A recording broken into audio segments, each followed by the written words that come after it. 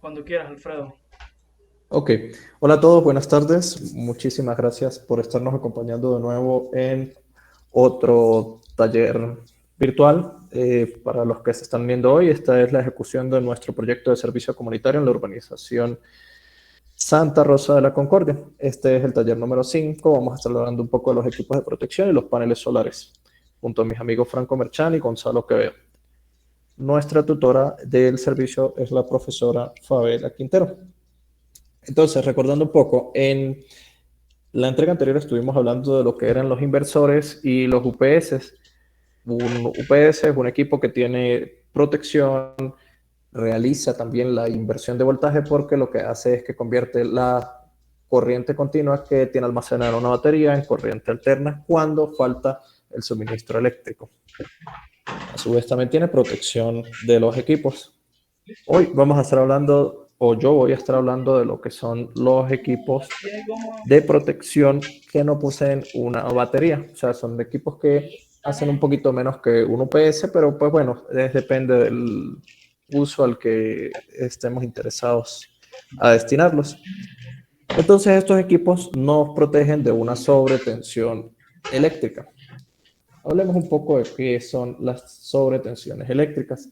Entonces, una sobretensión eléctrica es un pico de voltaje al que se ve sometido un equipo cuando en la red eléctrica ocurren ciertos fenómenos. Normalmente, si observamos la onda de voltaje que llega a nuestros equipos, podemos tener 110 o 220 voltios. En este caso son 127 porque es común que haya cierta variación. Es más o menos lo que encontramos que varía entre 105 y 130 voltios. Es decir, que el voltaje no es absolutamente constante. Entonces, a la izquierda estamos observando lo que sería una onda de corriente alterna de 127 volts, que equivaldría a lo que nosotros llamamos a 110 volts, y una de 220 volts, que lo que observamos es que es más grande en magnitud.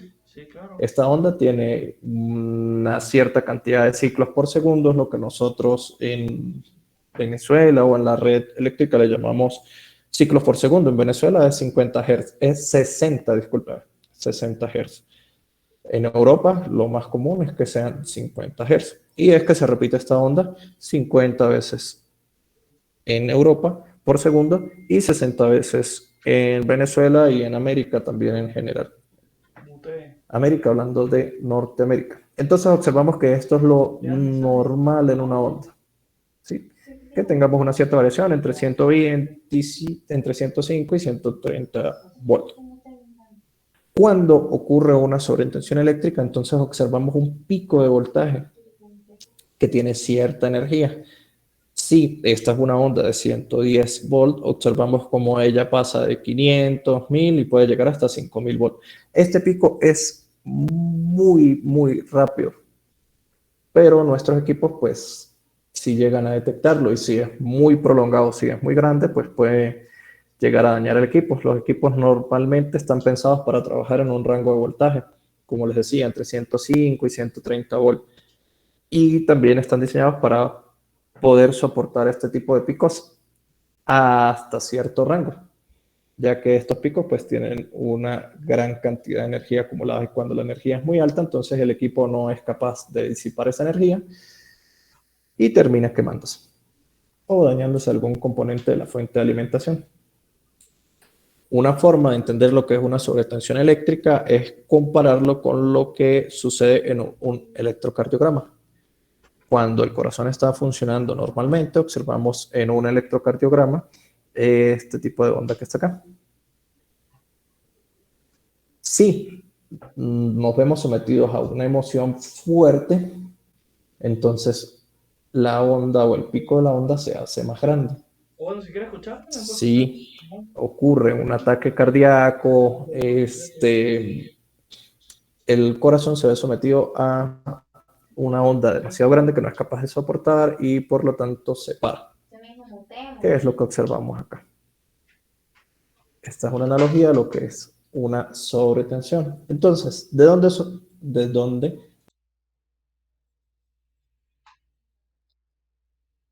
caída de energía, lo que sería encender y apagar de máquinas y lo que sería un rayo.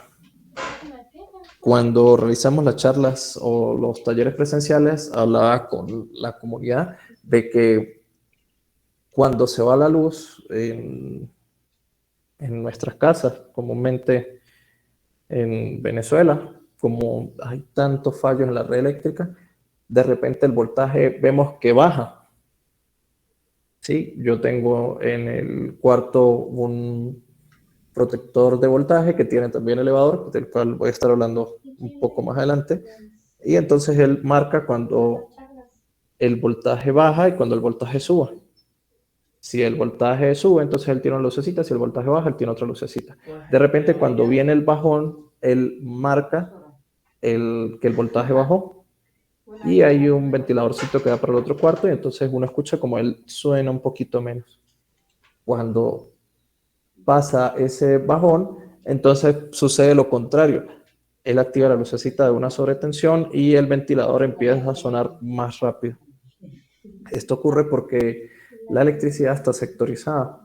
Entonces, la carga a la que está sometida el sistema eléctrico es mayor.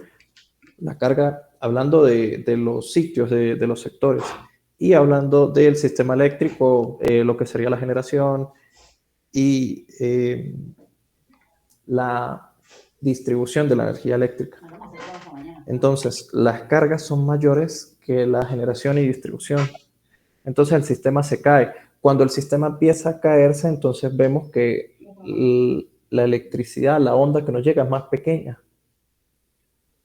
Por el contrario, en el momento que ese sistema se cae, que un sector se cae, entonces la energía que estaba entregando a ese sector entra en los demás sectores.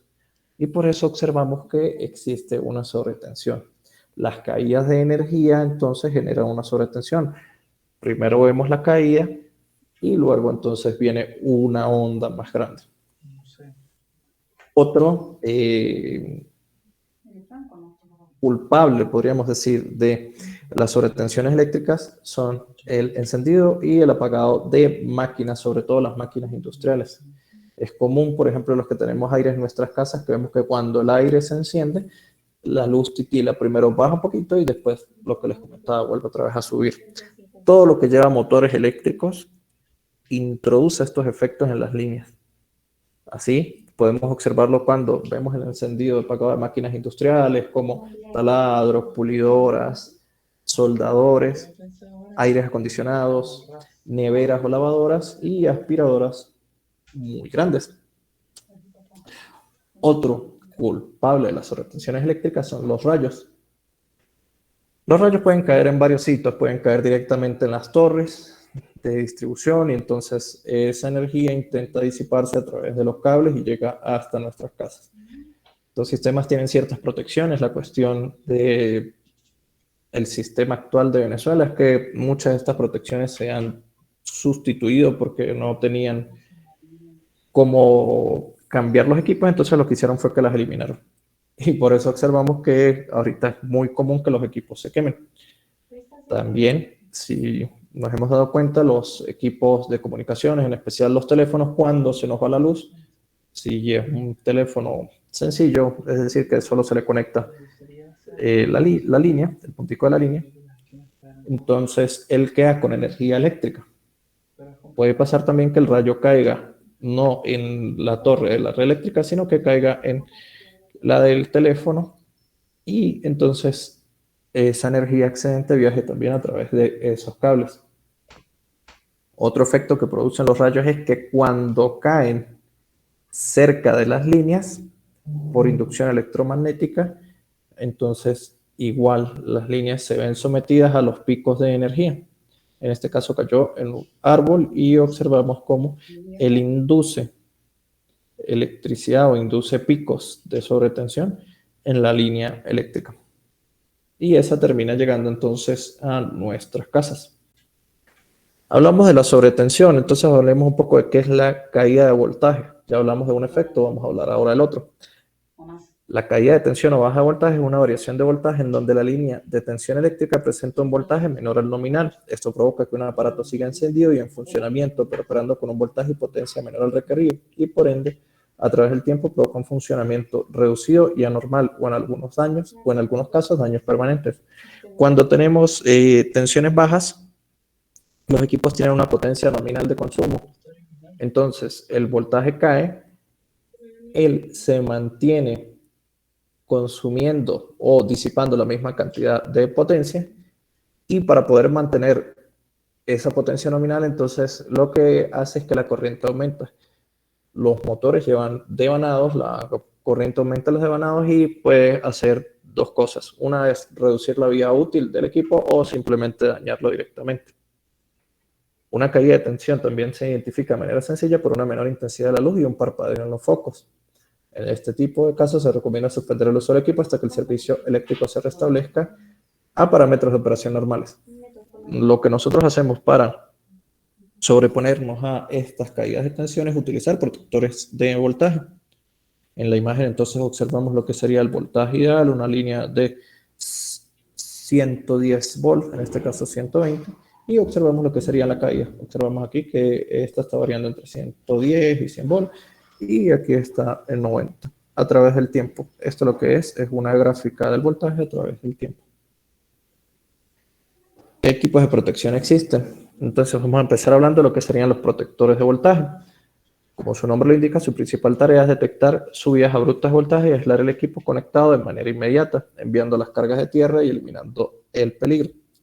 Además de esto, el protector de corriente incluye un tiempo de reconexión que puede ser ajustable. Esto ocurre con el fin de proteger equipos que utilicen motores que deben ser enfriados antes de volver a arrancar, como por ejemplo compresores de neveras o aires acondicionados. Los protectores en principio son iguales, todos, ¿sí? Si observamos un protector de aire acondicionado o de equipos electrónicos como computadoras, televisores, ellos por dentro son iguales. Lo que cambia es que ellos tienen un temporizador. Entonces, por ejemplo, si es para equipos de aire acondicionado, entonces él tiene un temporizador que evita que el motor arranque antes de que pasen 3 minutos para protegerlo, ya que estos motores deben enfriarse y las presiones deben igualarse antes de que el equipo vuelva a arrancar. Si por el contrario es un equipo como un televisor, entonces él no necesita esperar tanto, igual él da un tiempo prudencial, por ejemplo 30 segundos es lo más común. Al pasar esos 30 segundos, entonces se activa de nuevo y el equipo puede seguir funcionando.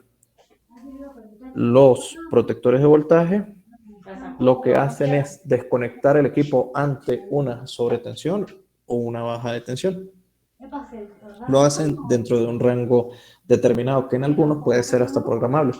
Ellos lo que llevan es una perillita y uno puede decir, bueno, yo quiero que el equipo se encienda entre 90 segundos y 5 minutos. Entonces uno lo que hace es que gira la perillita o que él proteja el equipo de 95 volts a 130.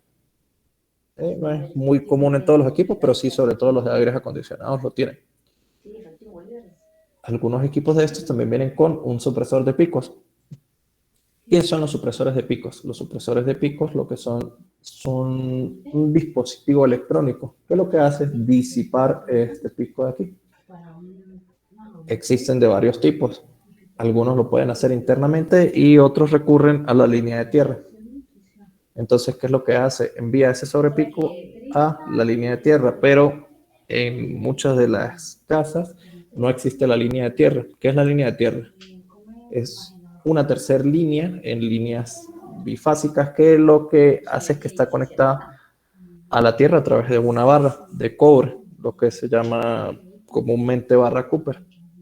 Entonces él envía ese sobrepico o esa sobretensión a esa línea, pero si en nuestros hogares no tenemos la línea de tierra, pues no es muy funcional. Otro equipo común es el supresor de picos. Este es un dispositivo que desvía la energía de eventos transitorios, recortando la parte de la sobretensión y desviando la tierra, como hablaba anteriormente, con la finalidad de que la energía excesiva de estos eventos no dañe a los dispositivos conectados a la corriente o se disminuya su tiempo de vida útil. Las elevaciones repentinas y peligrosas de voltaje suceden en cuestión de milisegundos y son muy riesgosas para el funcionamiento de los equipos. Estas existen en lo que nosotros llamamos de forma común regletas. Por supuesto, no cuestan lo que cuesta una regleta. Observamos que esta, que es la más económica que yo encontré en Mercado Libre, cuesta $14.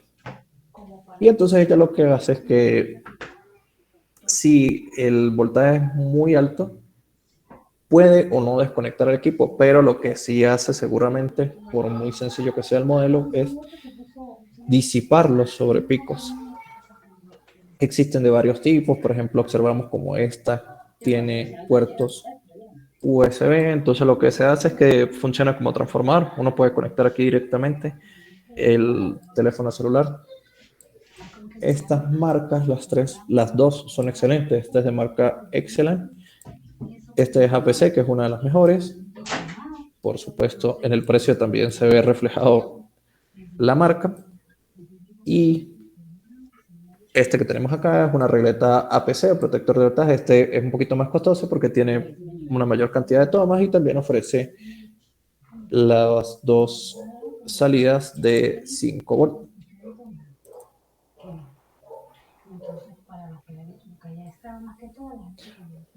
El equipo de protección que está antes de el UPS es el regulador de voltaje. Un regulador de voltaje es un dispositivo eléctrico diseñado para suministrar un voltaje estable y proteger a los equipos eléctricos y electrónicos conectados a una línea de tensión contra fenómenos como sobrevoltaje, caída de tensión y variación de voltaje. ¿Cómo funciona? Entonces él lo que hace es que recibe las ondas con los armónicos o con los sobrepicos y las transforma para entregar una onda fija constante de aproximadamente 110 volts. Depende del equipo, pues él siempre nos da una tolerancia, nos dice que él puede entregar 110 volts en más o menos 10%. Es decir, que podríamos tener 10% de 110 son 11, entonces podemos tener 121 o hacia abajo podemos tener 99 volts. Entonces, él recibe del enchufe la corriente normal y a su salida tiene corriente regulada. El regulador de voltaje, entonces, es este que vemos acá. Él tiene el supresor de picos y tiene un transformador que lo que hace es que si el voltaje cae demasiado, entonces él trata de elevarlo para mantenerlo constante. Si por el contrario el voltaje sube demasiado, entonces él también trata de reducirlo para mantenerlo constante. Él lo hace en un rango. Entonces, por ejemplo, podemos ver que el regulador que compremos nos diga que puede regular hasta 90 volts. ¿Qué hace? Él puede, con una entrada de 90 volts, mantener a su salida 110 volts. En dado caso que él caiga de 90 volts, entonces lo que hace es que simplemente se apaga. Por la parte alta, es decir, a partir de 110 volts, entonces él hace lo mismo. Él trata de mantener 110 volts, por ejemplo, si está recibiendo 120. Y si aumenta de 130 volts, por ejemplo, entonces él simplemente se desconecta. Son equipos más costosos, se determinan también por la potencia que pueden entregar, como hablamos ayer de la potencia reactiva. Este es de 800 voltiamperes, en este caso pues es de 800 vatios reales, de 220. Este que tengo acá es un equipo que tomé de Mercado Libre, entonces es un regulador de voltaje 5000 voltiamperes o 2500 vatios reales con 8 tomas. Cuesta $138. Y si observamos en la etiqueta, entonces vamos a ver qué capacidad tiene. La capacidad de la nombre de 500 voltiamperes o 2500 vatios reales. El voltaje de la entrada son 120 volts de corriente alterna. El rango de voltaje de la salida, también como comenté, fíjense, este va más, este no va a 130, este va a 150. Entonces él puede mantener una salida constante de 110 si tiene a su entrada 90 volts de corriente alterna, 150 volts de corriente alterna. Puede funcionar automáticamente entre 50 o 60 ciclos. Y el voltaje de la salida es 120 más o menos 10%. Entonces el 10% de 120 es 12 volts, es decir que él nos puede estar entregando a su salida 132 volts. O 120 menos 12 serían 108 volts. Tiene 9 salidas que tienen supresor de picos y 7 que solo tienen protección. También tiene un tiempo de retardo en dado caso de que se apague. Tiene un breaker de 30 amperios, es decir, que si su consumo supera los 30 amperios, entonces él se desconecta. Y normalmente los supresores de picos vienen en esta unidad que son joules. Cuando estuvimos hablando de la energía, hablábamos que la energía se medía en joules. Entonces él puede disipar hasta 525 joules. Tiene algunas otras protecciones de las cuales no nos interesa mucho porque no son muy comunes al usuario común. Pero esto completaría lo que serían los equipos de protección. Entonces, vamos de menor a mayor, son los protectores de voltaje y los supresores de pico, que son muy parecidos, se diferencian solo en el tipo de uso que les queremos dar. Seguido a estos, entonces vendrían los reguladores de voltaje, que hacen exactamente lo mismo que un UPS, pero sin tener una fuente de alimentación aparte, es decir, que si se va la luz, entonces estos se van a estar apagando. Por el contrario, el UPS, entonces si se va la luz, entonces él tiene una fuente de energía de respaldo, que es la batería, y va a seguir funcionando. Y por último, entonces, el UPS, que fue lo que estuvimos comentando ayer. Esta es toda mi exposición. Continuaría mi amigo Franco. Franco, ¿estás ahí? Sí, sí, estoy por acá, sí, estoy por acá. Listo, entonces voy a dejar de presentar.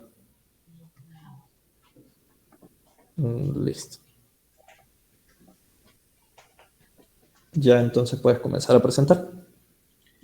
Sí, ya estoy aquí activando la pantalla. Dame un momento. Ventana.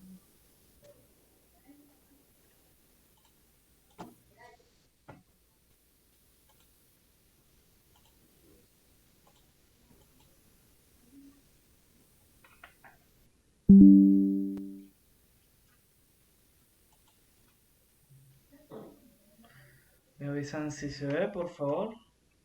Listo, Franco, ahí lo estoy viendo. Sí, yo también lo puedo ver. Pero estoy viendo la pantalla de edición. ¿Ves la edición? Sí, ya va. Es que tengo un problema acá. Déjame tratar de arreglarlo.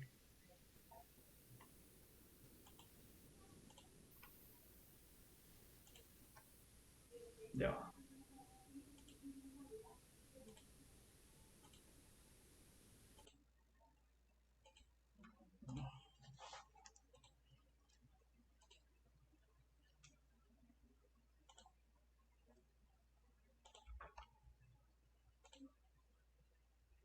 ¿Me escuchan, cierto? Sí, ahí lo estoy escuchando. Sí, se Ok, escucha sin ok, problema. ok. Déjame que me toque cerrar la presentación, la estoy volviendo a abrir. Pero esto se puso un poco pesado, bueno. Contratiempos que uno no espera, ¿no? Yo conozco a un amigo que vende RAM. Cónchale, debería pasarme el número.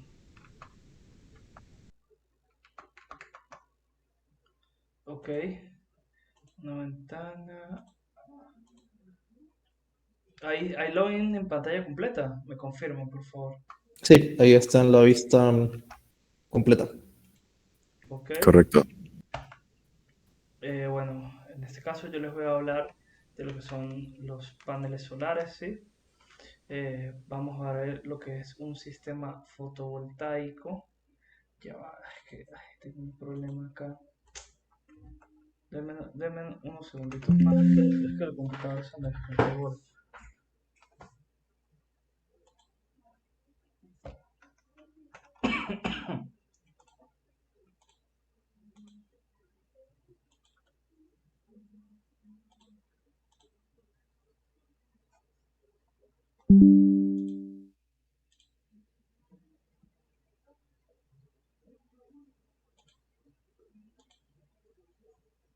Allí ven, ¿me confirman, por favor?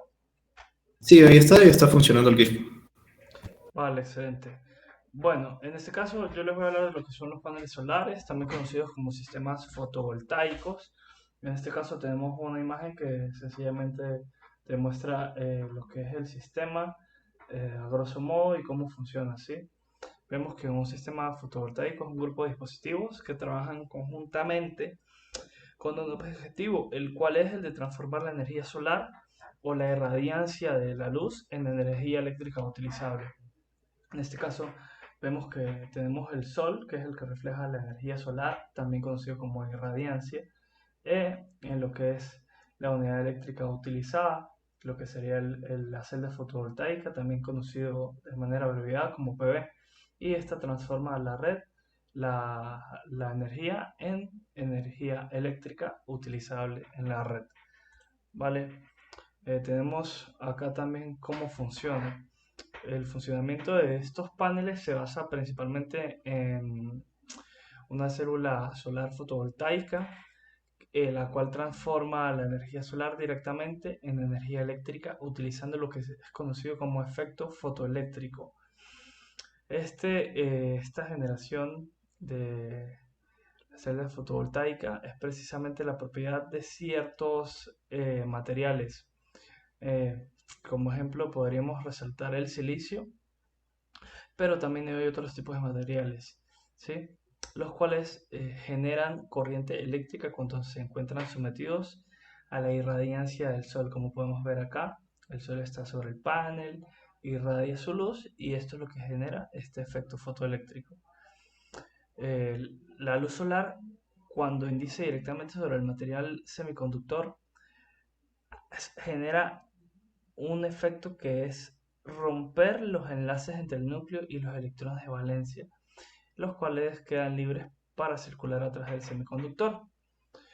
Bueno, acá vemos cómo se rompen esos enlaces y fluyen a través del semiconductor, entrando las cargas positivas y saliendo las cargas negativas, ¿cierto?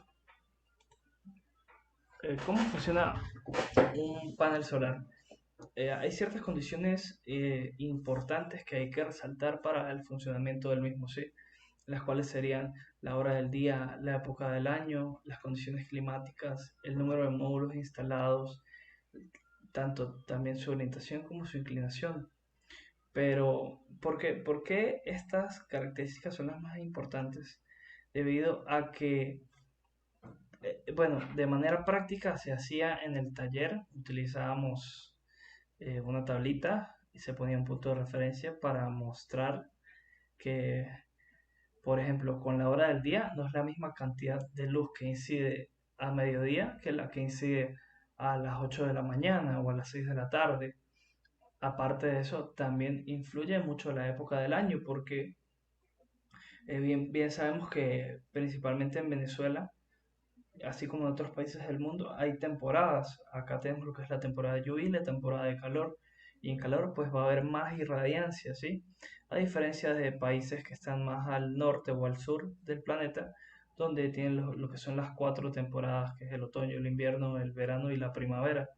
Y evidentemente en cada una de en cada una de estas temporadas hay mayor o menor irradiancia.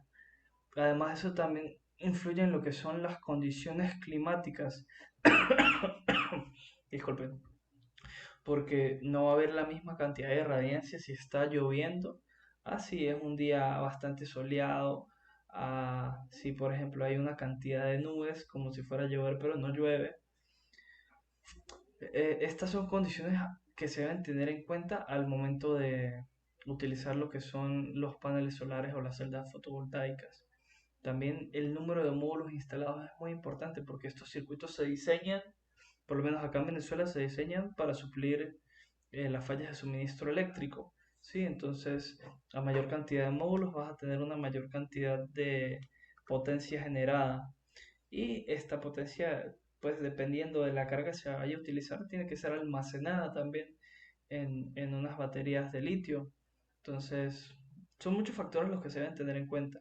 De igual manera, la inclinación del panel, tanto su inclinación como su orientación, creo que ambas van de la mano, porque no es lo mismo que la luz, que el panel esté de manera paralela a lo que es el piso, ¿sí? El piso de la casa, del hogar, del edificio en el que se vaya a implementar, a que tenga una inclinación, por ejemplo, de 45 o de 60 grados o de 30 grados, porque depende mucho de la ubicación de ese sitio donde se quiere hacer esa instalación.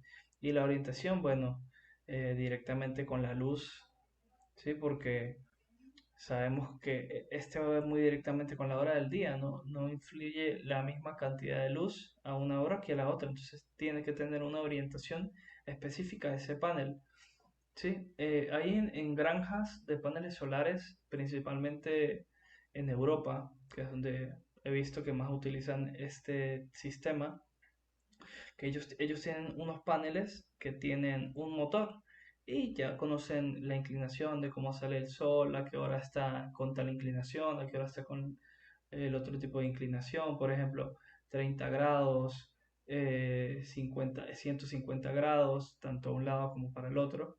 Y el motor hace que rote, que rote este panel, ¿sí? Y pues pueda obtener la mayor cantidad de radiancia sobre él para aprovechar la potencia generada de mejor manera, ¿sí? ¿Qué más les puedo aportar? Vamos a ver cómo funciona un panel solar. Acá vemos en la imagen lo que son las placas colectoras, ¿sí? Esta irradiancia influye sobre lo que es el panel y este va hacia el inversor, ¿sí? Vamos a esperar que cargue el GIF. Va hacia el inversor pues genera ese cambio de corriente continua a alterna, como ya eso lo vimos ayer en la clase de ayer. Y el inversor va directamente a lo que sería el regulador. Si vemos acá, vemos que tenemos una irradiancia del sol con una temperatura aproximada de 25 grados centígrados y en este panel de 1 metro cuadrado genera aproximadamente 1 kilovatio de potencia, ¿sí? Como les decía, va a lo que es el inversor o regulador en este caso. No, mentiras, va al regulador. Primero es el regulador, luego va al inversor, lo vamos a ver acá, al inversor, ¿sí? Y finalmente iría a lo que es la carga. La carga va directamente a lo que es la batería o directamente al suministro eléctrico de la casa, ¿cierto? ¿Qué más podemos resaltar en esta lámina? Primero que el módulo solar o el panel solar, como se mencionó anteriormente, es el encargado de transformar la radiación solar en energía eléctrica, caracterizados por su potencia nominal o potencia máxima, que puede ser para este panel de manera particular 1 kilovatio por metro cuadrado, ¿sí? Asumiendo que este es de 1 metro cuadrado y también a una temperatura de 25 grados. Es muy importante esto porque dependiendo de la temperatura, los semiconductores presentes en el panel pueden variar la generación de potencia. Esto hay que verlo directamente en el datasheet del panel con las especificaciones del fabricante. También para el regulador eh, vemos que este funciona como un tipo de controlador de carga, permitiendo obtener la máxima potencia de los paneles solares. Si el regulador no hiciera su trabajo, eh, no se obtendría la máxima potencia de estos paneles, debido a que el control de flujo de energía se realiza mediante el control de parámetros de corriente y voltaje a través de un adaptador de impedancia. También se tienen lo que son los reguladores PWM o modulación de anchura de pulsos en inglés. Eh, Existen diferentes formas de conectar los dispositivos según los equipos disponibles y sus requerimientos. Esto es importante porque no todos los dispositivos que vamos a conectar necesariamente sean de corriente alterna. Puede ser que también tengamos algunos de corriente continua y los podamos aprovechar de mejor manera ya que no tiene que hacer una transformación. Luego está lo que es el inversor. que es el conversor de corriente directa a corriente alterna, y es el pilar prácticamente de, de este sistema, porque prácticamente todos los elementos de, de la casa o de la industria o de la oficina se conectan a lo que es la corriente alterna. Además, es sin duda importante porque invierte la señal eléctrica, de nuevo les repito, de continuo alterna para poderla hacer útil, ¿sí? Y finalmente tenemos lo que es la carga, que ya es dependiendo del caso de cada circuito, si es directamente a la red de suministro eléctrica. Esto se utiliza en Europa, ya que ellos no necesitan como tal baterías, sino meten todo directamente a la carga, a la carga de la red eléctrica, porque ellos pueden vender su energía generada en caso que les sobre, ¿sí? O también se puede almacenar directamente en una batería. Vamos a ver lo que son las aplicaciones, ¿sí? Acá tenemos de lo que yo les hablaba hace rato, tenemos una granja de paneles solares. Vemos que estos módulos cada uno tiene más de un panel. Estos en particular tienen 12 paneles. Vemos también que todos están con una inclinación ante el sol. Vemos que está en lo que es una superficie árida o desértica, donde no hay vegetación, de manera que no influye eh, interferencia en el módulo.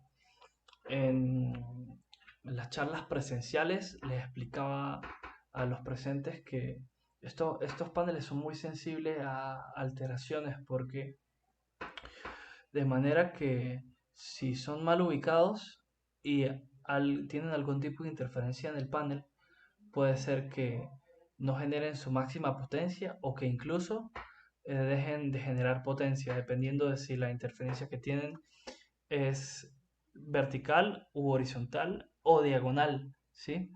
Entonces, es difícil explicarles esto eh, a través de la presentación, pero bueno, quiero que se queden con esa idea porque es bastante importante. Es uno de los factores a tomar en cuenta al momento de implementar estos paneles, ¿sí? Para no perder la capacidad de generación de potencia de ellos.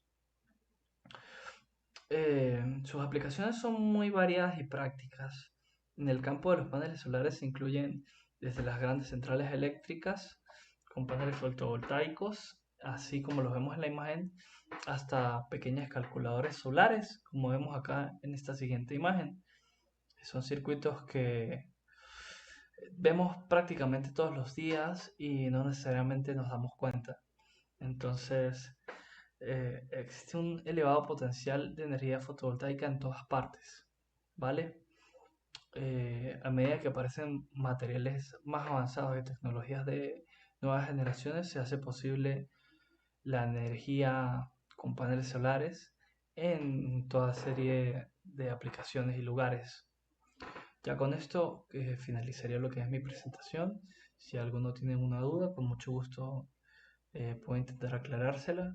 Y si no, vamos a esperar 1 o 2 minutos para proseguir con la presentación de mi compañero Gonzalo. De acuerdo. Los escuchamos. Si tienen alguna duda, estamos atentos por acá.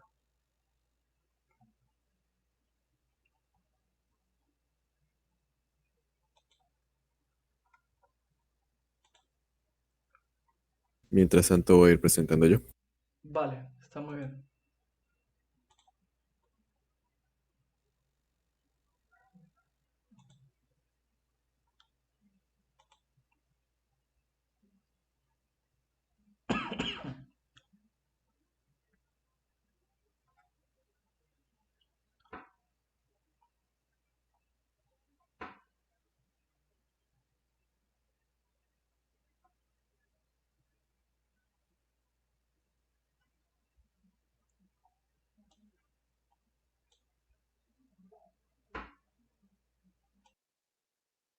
Bueno, va a estar preparado ya presentando.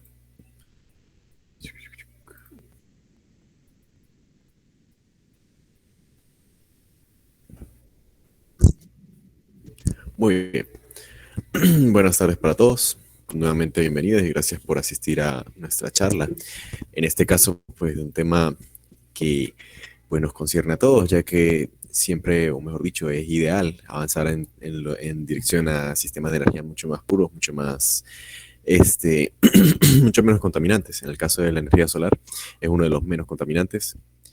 Quizás una de sus principales puntos negativos sería el hecho de que requieren amplias áreas perdón, amplias áreas en las que estén dispuestos los paneles. Esto pues implica necesariamente deforestación en el caso de que no sea áreas donde de por sí ya no haya vegetación.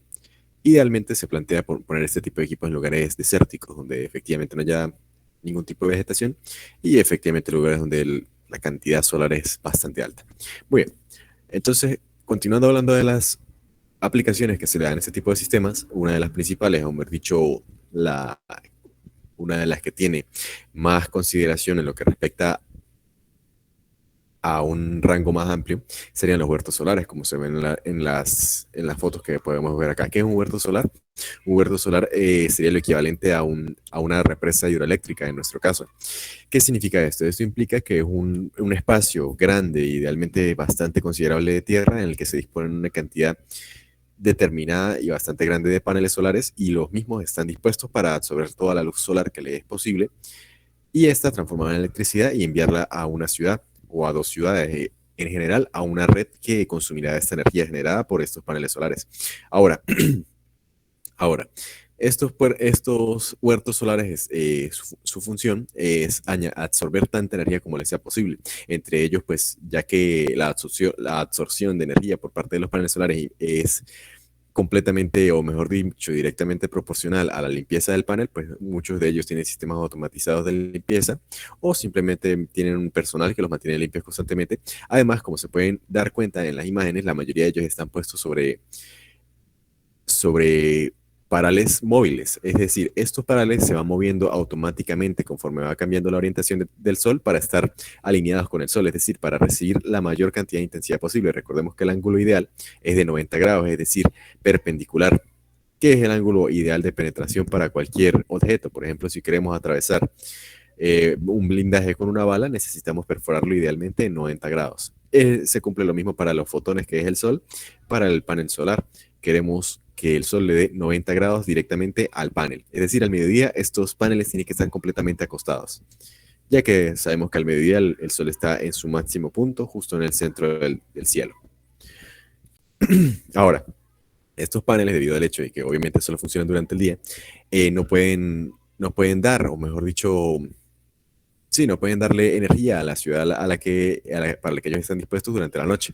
Para esto y disponen usualmente algún otro método de entrada de energía. Esto pudiera ser una planta hidroeléctrica, esto pudiera ser una termoeléctrica o algún otro tipo de planta del estilo que debe ser de menos potencia que la de día, ya que sabemos que durante el día se consume mucha más energía, entonces la planta de noche debe ser menos importante que la de día. Sin embargo, también pudiera ser la situación que se utilizan eh, bancos de batería para almacenar parte de la energía que se absorbe durante el día, que debería ser exceso de la que se consume, y allí esta energía utilizarla para nuevamente durante la noche. Sin embargo, esto también representa un costo adicional, ya que las baterías pues son dispositivos que se tienen que cambiar con frecuencia, son poco eficientes, ocupan mucho espacio y pues son especialmente costosos, incluso muchas veces más que el panel propiamente. Muy bien. Usualmente estos huertos solares se establecen en ubicaciones remotas. Ahora, ¿qué quiere decir esto? Como yo mencionaba anteriormente, usualmente se dispone en un lugar donde sea desértico, un lugar donde no haya interferencia en lo que respecta al sol. Es decir, no se busca plantearlo en un lugar donde haya una zona residencial, ya que obviamente el espacio necesario es un espacio horizontal muy grande, es decir, un espacio que pudiera considerarse para casas, negocios, qué sé yo, canchas, cualquier otra cosa que pudiera implicar la urbanización, no se puede poner en el mismo lugar que los paneles solares, ya que los paneles solares implican una gran extensión de tierra horizontal. Por tal, estos se disponen en ubicaciones remotas donde no se encuentran personas habitando y donde no se plantea que hayan personas habitando pronto o en el futuro cercano. Ya de este modo se pueden utilizar las extensiones de tierra horizontales sin ninguna limitación. y completamente extendidas a lo largo de la superficie. En este caso se visualiza una zona de montaña. Esto no sería un huerto solar como tal. De hecho, esto pues difícil, únicamente serviría, por ejemplo, para una casa, tal vez dos, pero idealmente creo que solo una casa. Creo que en el caso de estos parales, no son parales móviles, sino estáticos. Estos no giran conforme al sol, pero están en un ángulo en el que se permite recibir la mayor cantidad de energía durante las horas útiles del sol. Y probablemente esta energía se almacena en baterías, ya que se trata de una escala más pequeña. Se almacena en baterías y puede utilizarse durante la noche la que haga falta, la que sea necesaria. Muy bien, pasando a la siguiente. Tenemos energía autónoma. ¿Qué quiere decir esto? Muchos sistemas se requiere que funcionen de manera continua e ininterrumpida, independientemente de cuáles sean las condiciones de la red eléctrica. Se requiere que en ningún momento se desconecten, que funcionen constantemente. Unos ejemplos de ello son las cámaras de seguridad. Necesitamos que ellas sean independientes de si es saboteado o si de alguna manera falla el sistema eléctrico. Necesitamos que ya sigan funcionando, necesitamos que en todo momento determinen qué es lo que está sucediendo en el área que están dispuestas a vigilar. Para ello se disponen estos sistemas solares para que se almacene la energía durante el día y durante la noche puedan funcionar de forma continua. Idealmente este tipo de dispositivos está hecho para funcionar con la red eléctrica regular, de modo que el sistema de panel solar es un sistema que es auxiliar en el caso de que falle la alimentación original. Entonces se dispone este sistema solar eh, para permitir que su funcionamiento se perpetúe. Mismo caso sucede para la iluminación pública. En una situación de corte eléctrico se requiere que la iluminación durante la noche siga funcionando. Esto es para evitar accidentes, para evitar inconvenientes en la vía. Se requiere que esto sea importante. Estos postes eléctricos con paneles solares se ven aplicados en muchos lugares. De hecho, en nuestras mismas localidades, en algunas ocasiones se pueden ver este tipo de aplicaciones, debido pues que muchas veces se presenta la situación que en la noche se corta el suministro eléctrico y es necesario buscar otras maneras de iluminación. En el caso de los semáforos es otro sistema vital que requiere funcionar todo el tiempo, independientemente de si hay un error del sistema eléctrico. Es importante, esto puede salvar vidas directamente a un corto plazo, puede salvar vidas, dado el hecho de que si se interrumpe el funcionamiento del semáforo, pueden existir imprudencias, inconsistencias en la forma de conducir, y esto puede generar terribles accidentes que lleven a las personas en poner en peligro su vida. Para ello se requiere que este tipo de sistemas vitales se mantengan funcionando constantemente. Una opción muy importante, muy viable para ello es los paneles solares. Energía en el espacio. Ahora, sabemos que en el espacio, que nuestras estaciones espaciales, lo que se...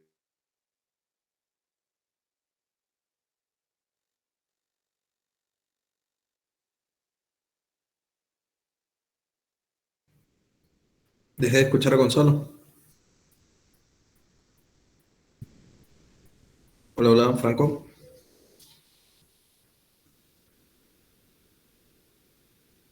Entonces, se definió hace mucho tiempo ya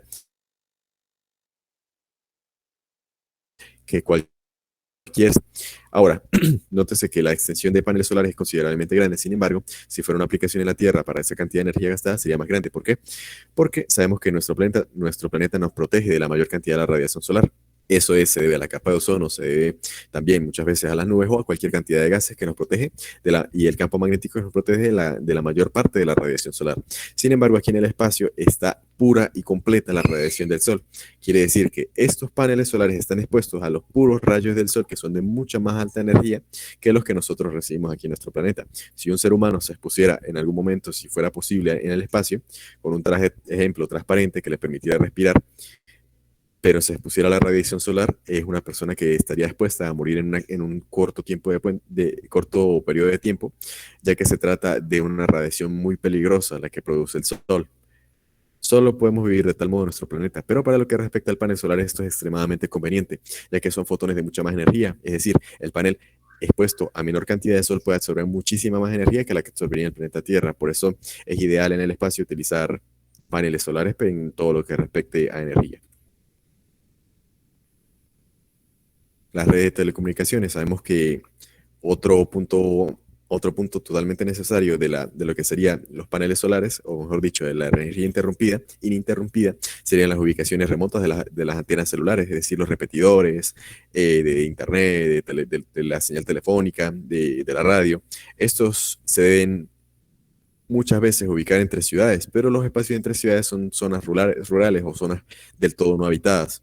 Entonces se requiere que esos estén continuamente alimentados y resulta mucho más económico llevar allí un panel solar y un sistema completamente independiente de alimentación energética que llevar unas guayas eléctricas al medio de la nada únicamente para utilizarlo en estos pequeños módulos de señal. Ahora, como se pueden dar cuenta, hay algo muy interesante acerca de esta aplicación. El panel solar le está haciendo sombra a esta caja azul. En esta caja azul se guardan todos los equipos de procesamiento, todos los equipos de batería y todos los equipos que son vulnerables al calor. Entonces el panel solar lo primero que todo lo protege de sombra y segundo que todo, ese sol que sí absorbe lo está utilizando para convertirlo en energía. Entonces cumple doble propósito como techo para hacer sombra y también como panel solar, que es elemento generador de energía, ya que si bien el panel solar idealmente él se mantenga expuesto al sol, los equipos que lo controlan, las baterías y también los equipos que controlan a la repetidora de señales, ellos deben estar a bajas temperaturas, idealmente no deben recibir nada de sol. Por tal, entonces se dispone de esta manera. Otra de las aplicaciones actuales son los autos solares. Se propone hoy en día son prácticamente prototipos, están funcionando de forma muy poco eficiente y ya que pues la superficie sobre ellos no es completamente utilizada, como se puede dar cuenta, solo hay paneles en algunas de las partes del auto y sabemos también que pues siempre es algo variable, ¿no? Donde quiera que vaya el auto, si está nublado, si por ejemplo no se expone directamente al sol con el ángulo correcto, que es de 90 grados, entonces por lo pronto es solo un prototipo, ¿no? Su eficiencia no es especialmente grande, depende en cierto porcentaje muy grande todavía de la batería y una vez esta se descargue, es poco probable que el panel logre mantenerlo encendido durante un tiempo muy largo, tiene poca autonomía. Y además sus precios son actualmente muy elevados, sin embargo, es una tecnología que por sí igualmente permite que el auto permanezca cargándose durante todo el proceso de su conducción durante el día. Y esto pues obviamente extiende la vida de la batería, extiende la autonomía, extiende la distancia que él se puede transportar y mejora en general sus condiciones. También pues si el auto se llega a quedar varado en alguna parte y es de día, pues este puede cargar durante el tiempo que esté parado. Sin embargo, esto es algo que está en proceso, está en desarrollo, no, por el momento no se ha dado a la venta pública, pero es un prototipo y es una idea que pues puede llegar bastante lejos, ya que esta es una energía muy eficiente. Otra aplicación son las plantas solares flotantes. Estas son disposiciones como los huertos solares en amplias áreas horizontales, pero con la diferencia de que se plantean cerca del mar. Ahora, ¿por qué se hace esto? Por varias razones. Una de ellas es que el agua sirve como enfriante natural para los paneles solares. Recordemos que ellos funcionan mejor si están a bajas temperaturas. Si ellos se calientan mucho, entonces no funcionan tan eficientemente como si estuvieran a baja temperatura. Entonces el agua sirve como enfriador natural para los paneles.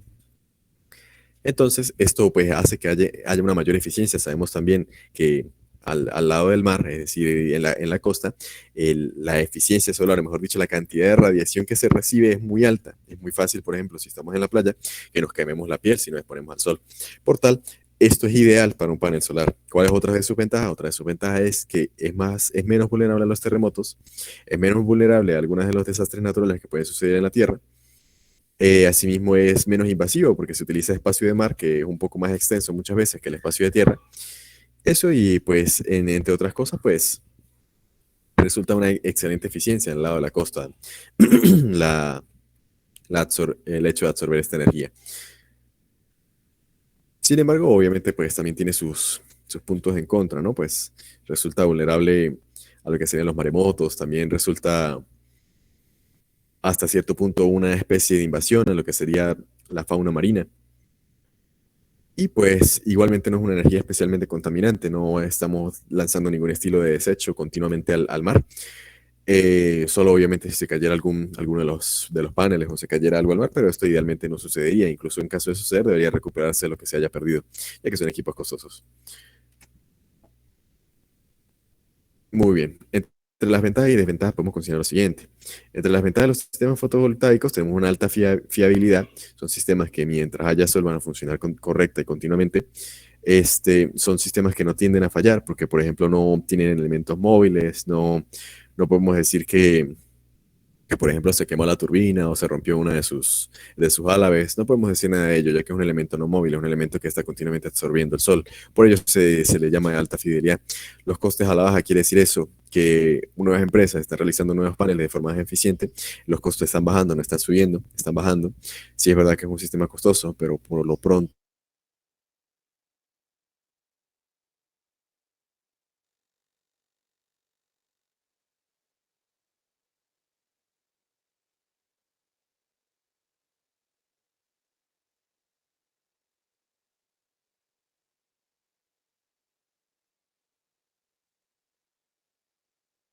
lo mismo el consumo de combustible implica que es respetuoso con el medio ambiente. Esto se trata porque no genera ningún tipo de desecho, es energía limpia, energía que al absorber el sol no genera humo, no genera residuos radiactivos, no genera ningún residuo sólido ni gaseoso, sino solo genera energía al absorber el sol. La combinación acústica es pequeña porque son elementos, como dije, no móviles, no tiene motores, no tiene turbinas, no tiene nada por el estilo. Obviamente muchas veces los inversores vamos a tener algo de ruido, pero pues, usualmente va a ser muy poco. Bajo costos de mantenimiento, porque una vez instalado el sistema, una vez pasada la instalación, requiere únicamente que se mantengan limpios los equipos y se cambien las baterías, pero cada cierta cantidad de años. No, tampoco es algo que se debe hacer todos los días. Fuera de ello, es de fácil instalación. Sabemos que no, tampoco es un proceso demasiado fácil, pero si lo comparamos, por ejemplo, al caso de una hidroeléctrica, hay que construir la presa, hay que hacer mucha cantidad de cálculos, hay que instalar las turbinas, es una instalación extremadamente compleja, ni hablar de un reactor nuclear, ni hablar de una termoeléctrica. Son cosas que son muy complicadas de instalar, que requieren años y años de planeación. En el caso de un panel, perdón, de un huerto solar, es algo que se hace en relativamente poco tiempo, con personal relativamente poco calificado. No se requieren que sean todos ingenieros, no se requieren que sean todas personas especializadas, simplemente que todas sepan exactamente qué es lo que deben hacer y no deberían haber complicaciones. Entonces, es de fácil instalación. Entre las desventajas, podemos considerar que el coste de su instalación es caro, sí. La inversión original es considerablemente costosa, son paneles costosos, también estamos hablando de que las baterías son costosas. Es una inversión grande, no es pequeña, no es constante, obviamente sabemos que solo se absorbe energía durante el día, no de la noche, y se tiene que, por ello, buscar una solución para la noche, ya sea baterías o ya sea otra fuente. Depende de diferentes variables que no son controlables, como el clima, como la contaminación de la atmósfera, la contaminación del aire, la densidad de la misma atmósfera, el ángulo del sol, incluso el clima solar. Sabemos que el sol tiene sus diferentes climas a lo largo de los años. Entonces son muchas variables que no se pueden controlar, no hay forma de controlarlas, solo se puede adaptar a ellas, pero muchas son inadaptables, como lo sería el clima lluvioso, por ejemplo. Se requieren grandes extensiones, lo que hablábamos de grandes extensiones horizontales, se requiere ocupar mucho espacio. Por ello no se habla de que, por ejemplo, estaría muy cerca de una ciudad, porque usualmente se espera que ese espacio se utilice con otros propósitos. Y el inversor no es tan duradero, son equipos que están pasando por varias etapas eléctricas y pues tienden a deteriorarse rápidamente. Igualmente, pues es más fácil reemplazar una inversora a reemplazar una turbina hidroeléctrica, por ejemplo, pero pues la turbina tiende a durar más. Sería todo. Muchas gracias. En lo que respecta a si tienen alguna duda, soy todo oídos para responderla. ¿O si tienen alguna duda de los temas anteriores? O de los temas anteriores, por supuesto. Dudas.